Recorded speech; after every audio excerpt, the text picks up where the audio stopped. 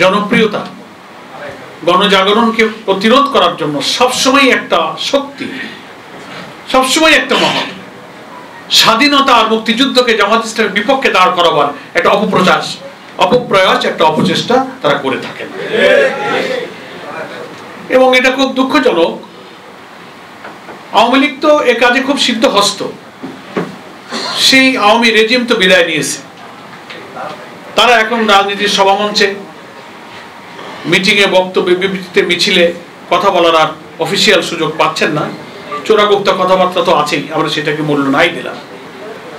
কিন্তু আওয়ামী লীগ ছাড়াও ফ্যাসিবাদ বিরোধী এই সংগ্রামে আমরা যারা রাজপথে ছিলাম, দুর্ভাগ্যজনক হলেও সেই সংগ্রামী নেতাদের মধ্য থেকেও কিছু লোকের জামাত বিরোধিতার কথাগুলো, ভাষাগুলো আওয়ামী ফ্যাসিবাদের ভাষার সাথে হুবহু মিলে যায়। তারা যে ভাষায় কথা বলতেন, এখন কিছু কিছু নেতা এবং নেতৃত্বের বক্তব্য একেবারে একই সুর।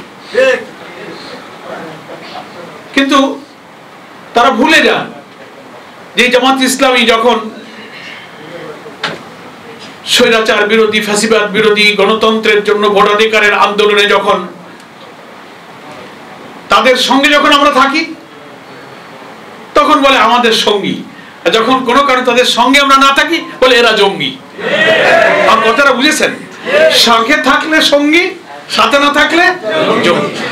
সাথে থাকলে আমাদের সব গুনাহ মাফ। না আমার বলতে চাই না, জনগণ তো চেনে তাদেরকে। তো আমার কথা হলো যে জামাত ইসলামী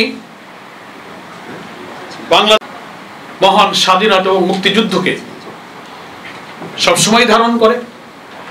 আমাদের সংবিধানের ভূমিকাতে ঘোষণা দিয়ে আমরা বলেছি, বাংলাদেশের জনগণ ও বীর মুক্তিযোদ্ধাদের বীরত্বপূর্ণ সংগ্রামের মধ্য দিয়ে বাংলাদেশ বিশ্বের মানচিত্রে স্বাধীন সার্বভৌম জাতিরাষ্ট্রের যে মর্যাদা লাভ করেছে, আমরা সেই বীর মুক্তিযোদ্ধাদের সাথে আমাদের গঠনতন্ত্রের ভূমিকায়, বীরত্বপূর্ণ ভূমিকার জন্য গর্ববোধ করেছি, তার ঐতিহাসিক স্বীকৃতি প্রদান করেছি।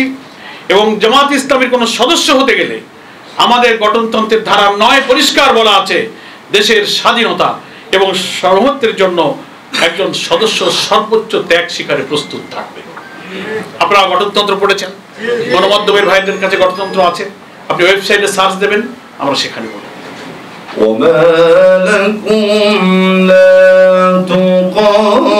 تقاتلون في سبيل الله والمستضعفين